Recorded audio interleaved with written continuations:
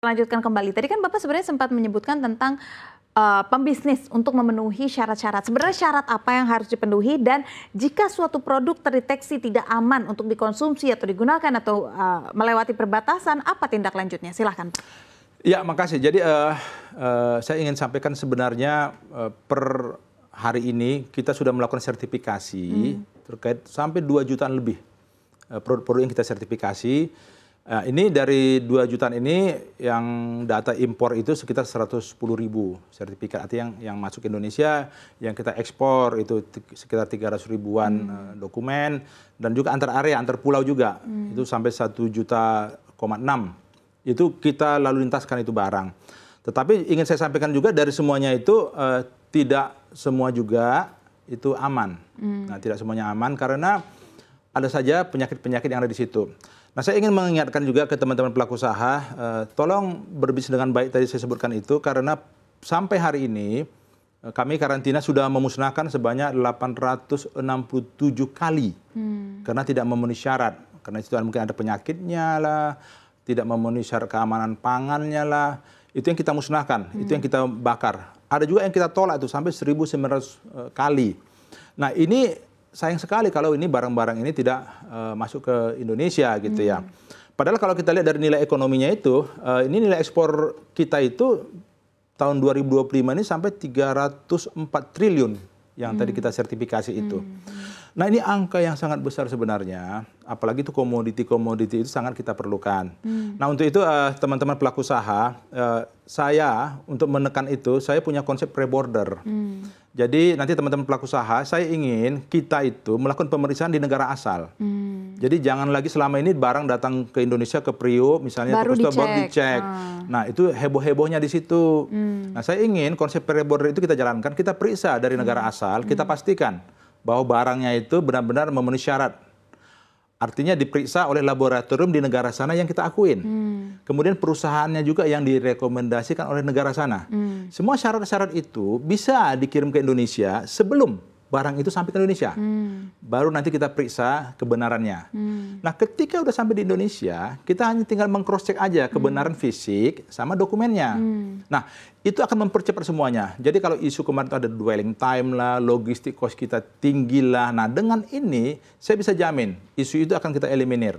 Nah, berikutnya kalau itu jadi, dan pasti harus jadi, itu akan menyebabkan Badan Karantina Indonesia itu punya komitmen untuk memberikan layanan. Kita hari ini punya SLA itu rata-rata sekitar 6-7 jam selesai urusannya. Apa itu Pak SLA? Service Level Agreement, janji layanan kita. Yang tadinya nggak jelas bisa berhari-hari, berminggu-minggu, berbulan-bulan. Sekarang 1 hari. 6 jam, 7 jam selesai. Sepanjang tadi dokumennya sudah disubmit. Sudah disubmit, sudah sampai ke Indonesia sebelum barangnya itu. Nah, sistem kita ini juga sebenarnya kita terkonek juga dengan Bea Cukai. Kita ada namanya Single Submission Quarantine Custom. Jadi cukup sekali submit, itu dokumen akan terdistribusi ke karantina sama ke Bea Cukai.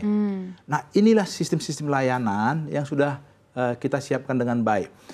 Jadi lagi-lagi teman-teman pelaku usaha, setiap negara itu punya syarat yang berbeda-beda.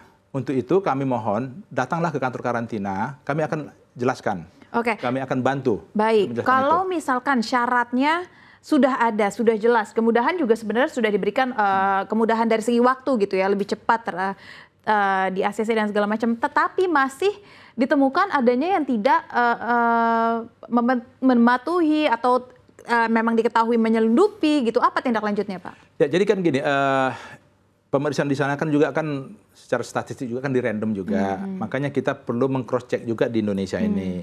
Jadi ada 2 kemungkinan itu terjadi.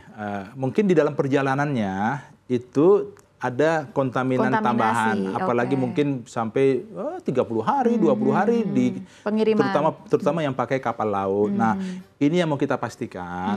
Nah, kalau ada teman-teman itu nanti kita pastikan. Kalau memang dia ada hama penyakit yang kebetulan itu penyakitnya belum ada di Republik ini, itu harus kita musnahkan. Karena saya tidak ingin nanti masuk penyakit ke Indonesia. Nah, yang kedua, kemungkinan disengaja. Nah, ini saya minta, itu tolong dihentikan. Saya tidak ingin kalian sengaja masuk barang-barang ke Indonesia itu. Saya tidak ingin Indonesia menjadi tempat penampungan barang-barang yang tidak baik. tolong dihormati Indonesia, kita sebagai negara berdaulat. Saya pikir itu, Pak. Berbicara tentang negara, Pak. Bisa jadi atau besar kemungkinannya juga memang negara Indonesia dengan negara-negara luar mungkin memiliki perbedaan standar. Nah, bagaimana menjembatani perbedaan standar ini? Ya, betul. Jadi memang ada perbedaan, makanya kita ada pertemuan-pertemuan internasional, ada di WTO, ada di FAO, ada di SPS dan segala macam. Jadi memang ada wasitnya itu di WTO itu. Nah, kita ingin dan kita karantina ada di situ. Jadi nanti ada standar-standar yang disepakati secara internasional. Nah, kita harus comply dengan itu. Nah, kita ada standar ini sebenarnya standar internasional. Ada standar internasional. Kemudian ada standar-standar khusus tambahan dari negara-negara mitra. Jadi ada kalau itu nggak ada syarat tambahan, kita cukup syarat internasional. Nah, kadang-kadang negara mitra itu pingin tambahan-tambahan. Nah, disitulah terkadang kita perlu berbicara dengan negara-negara mitra kita. Bahkan kita perlu juga bikin protokol juga dengan negara mitra kita itu. Yang penting posisinya harus equal, sama. Itu yang penting. Kalau berbicara tentang kerjasama dengan badan internasional, apa Pak yang dilakukan? Apakah badan karantina juga bekerja sama dengan badan internasional secara resmi untuk pengawasan ini? Ya, pasti. Karena kita bagian dari perdagangan internasional, kita ada di situ. Kita ada di perdagangan internasional dan kita punya tim juga di situ. Kita juga sering mengirimkan delegasi kita supaya posisi kita sama dengan negara-negara mitra. Tapi selain itu juga secara regional kita juga melakukan penguatan-penguatan. Bahkan di Borneo, jadi Borneo itu Kalimantan, kita Indonesia, Malaysia, Brunei, dan mungkin Filipina sebagian, kita bentuk regional juga. Karena itu kan satu pulau juga itu ya. Kita mainkan juga itu. Nah, kita Indonesia menjadi lead-nya di situ. Jadi untuk kita sebutkan itu inisiatif karantinanya Borneo-nya itu. Jadi selain di regional juga di global juga kita ada di situ. Nah, inilah strategi-strategi kita supaya karantina ini semakin lebih baik. Kita bisa menjaga republik ini dengan lebih baik lagi.